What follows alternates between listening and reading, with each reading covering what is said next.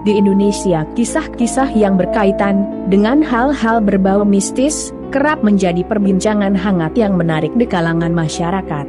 Beberapa waktu silam, publik media sosial sempat dihebohkan dengan kisah horor tentang desa penari yang melibatkan mahasiswa-mahasiswa yang sedang KKN di sebuah lokasi yang dirahasiakan. Minat untuk mencari lebih lanjut mengenai desa itu pun turut dirangsang diangkat menjadi film. Namun, ada seorang anak indigo yang menerawang desa itu dari jarak jauh. Ia mengatakan bahwa desa itu sendiri sebenarnya adalah pemukiman gaib, sehingga wajar jika orang yang datang ke sana akan tertimpa oleh pengalaman mistis. Mitos tentang adanya pemukiman-pemukiman gaib memang bukan hal yang baru di Indonesia.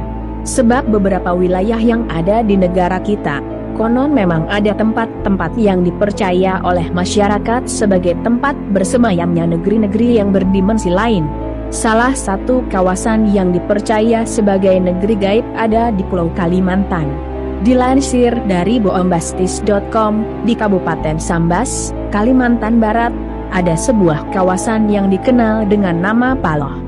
Banyak orang yang percaya bahwa di tempat itu ada sebuah negeri yang berdiri, namun tidak dapat dilihat oleh mata manusia biasa.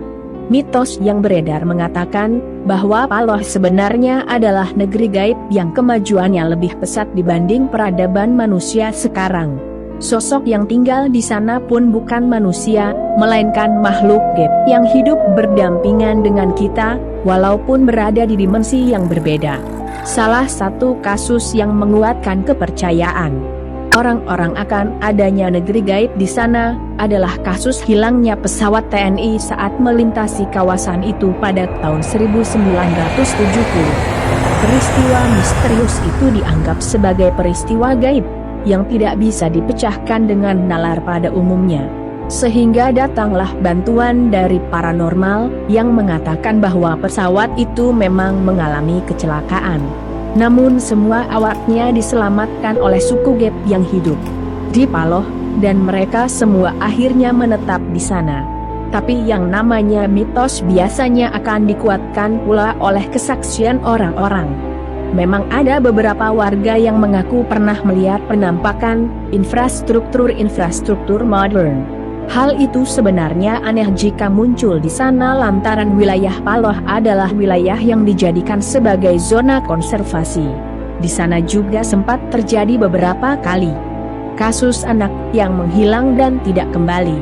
Ada yang bisa kembali apabila mendapat izin dari suku di sana. Anak-anak yang kembali biasanya akan bercerita bagaimana mereka diajak oleh anak-anak misterius yang diduga sebagai penghuni Paloh atau yang dikenal dengan panggilan kaum bunian. Tidak hanya warga sekitar, beberapa pecinta alam pun sempat menjejaki wilayah Paloh. Ada dari mereka yang mengatakan bahwa melihat semacam kota modern di kawasan yang mereka lalui saat itu. Kalau kamu sendiri percaya tidak, guys, dengan mitos ini? Dari kisah ini, mari kita ambil pelajaran yang berharga, bahwa dimanapun kita berada, untuk selalu menghormati dan menjaga adat istiadat di daerah kita berkunjung. Semoga kita selalu dalam perlindungan Tuhan Yang Maha Esa. Nantikan video selanjutnya di Cucu Story.